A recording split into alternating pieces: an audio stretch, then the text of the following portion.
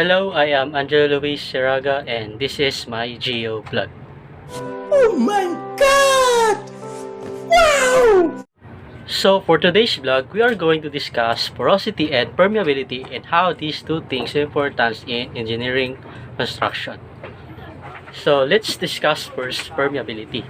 Permeability is the measure of flexibility on how or fast a fluid will travel. So basically it's just how fluid will travel on rocks. What?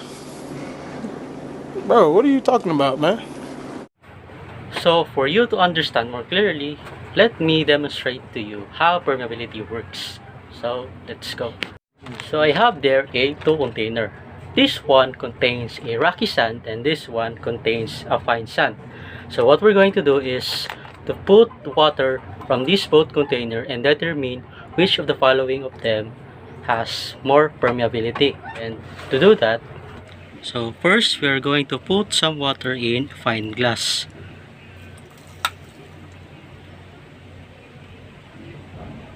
So as you can see, within 2 seconds, the water started flowing downwards. So let's try the other container.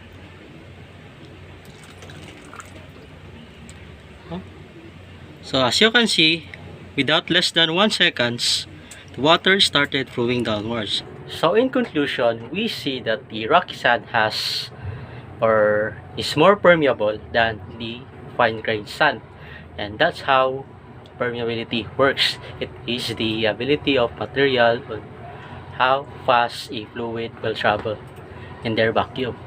So let's discuss next the porosity. Porosity is the measure of rock's ability to hold water or fluid.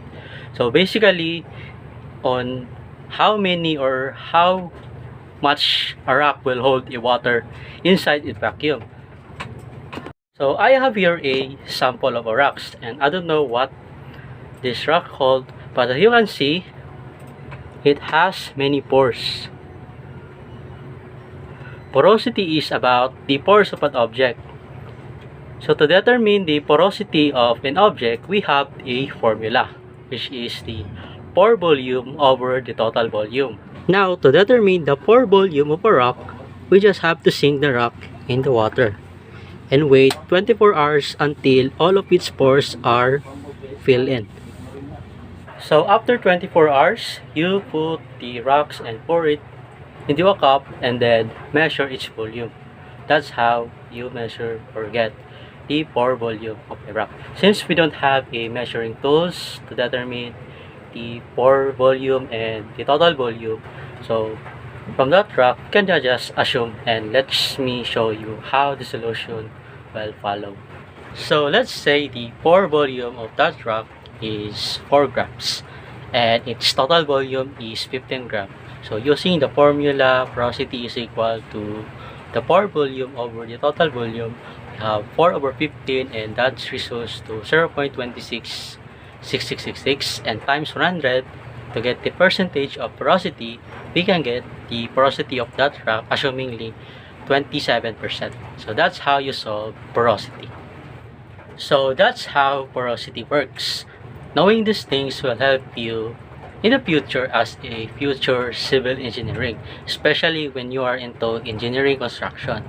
Basically because in engineering construction, the quality of materials and its properties are important when mixing or building things up. For instance, you want to make a cement, and usually as an engineer you are assigned to do the proportion on how much more water, sand, rocks would be mixed up. And knowing the porosity, especially the porosity of a material, you will know how water will be added to the mixture. It's because if you neglect those properties, eventually it will lead to a serious failure, especially you didn't know what kind of rock that has being used and you just go with the usual procedure with this much more water in this proportion of rocks or sand, and that would end up bad. So you have to make sure to determine its porosity before proceeding adding water and how much more water will be added in that mixture. So that's one of the example of the importance of porosity and permeability. So that's all for today, and hope you learned something, and good luck future engineers and also me, and thank you for watching my vlog.